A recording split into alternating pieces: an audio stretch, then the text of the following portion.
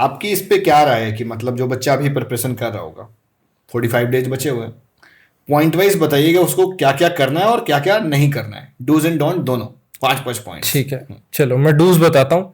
सबसे पहला, mock test जितने हो सकते दो, जितना प्रैक्टिस करोगे उतने परफेक्ट होगे। ठीक है। दूसरा, एनसीईआरटी को अभी घोट के पी जाओ भाई, जितना कर सकते हो बस करते जाओ करते जाओ। एनसीईआरटी बायो की, इनऑर्गेनिक केमिस्ट्री की, ऑर्गेनिक की, इतना तो करो ही।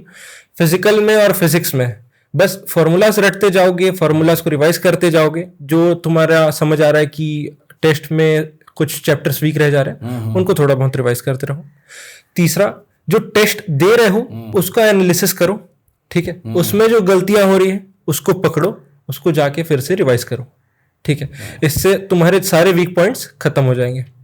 चौथा, दिन की 10-12 घंटे पढ़ाई तो मस्ट है, ठीक है। इतना तो बेसिक रोज लेना ही लेना है। उतना अगर अभी कर रहे हो तब मान सकते हैं कि तुम्हारा सिलेक्शन होगा, नहीं तो नहीं भाई, इस टाइम पे पढ़ना होता ही है। पांचवा, थोड़ा फैमिली से, थोड़ा दोस्तों से थोड़ी बहुत बातचीत करते रहो, अपना सोशल इंटरेक्शन थोड़ा बहुत तो रखो।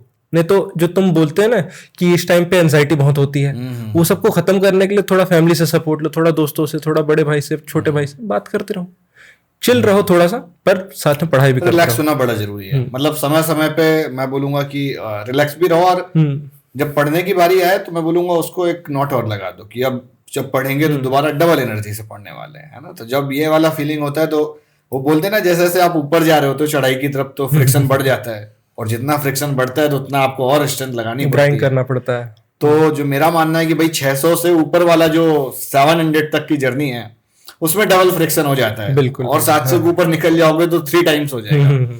अब डोंट बताइए क्या नहीं करना चाहिए। देखो, इस टाइम पे आप कोई भी नया चैप्टर मत उठाओ, जो हो गया है सो हो गया। मान के चलो कि जितने तुम्हारा अगर 90-95% सिलेबस हो गया है, तब वो जो 5-10% बच रहा है उसको करो। अगर इतना नहीं हुआ है तो जितना पढ़ लिए हो उसी को बस रगड़ते जाओ, उसी को एकदम चमका दो, बढ़िया कर दो उसको। पहला तो ये पॉइंट है। दूसरा, कहीं पर भी टाइम वेस्ट मत करो, ठीक है। एक टारगेटेड तरीके से पढ़ाई करो कि मेरे को इस तरीके से पढ़ना है, कुछ भी रैंडमली मत उठाओ।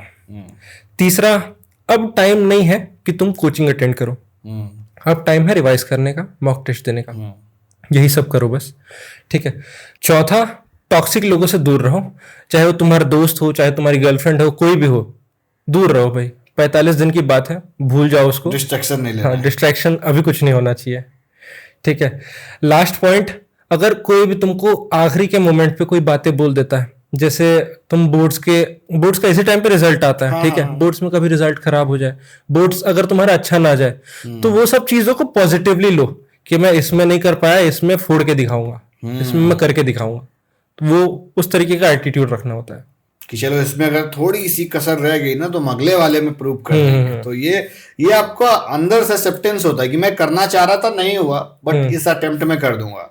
तो उसको अंदर से एक्सेप्ट करना पड़ेगा कि अगर नहीं करोगे तो रोज एक बेईमानी का पार्ट चढ़ता भी जाएगा कि भाई माइनस मार्किंग आपकी चल रही है एक तरीके से, है ना।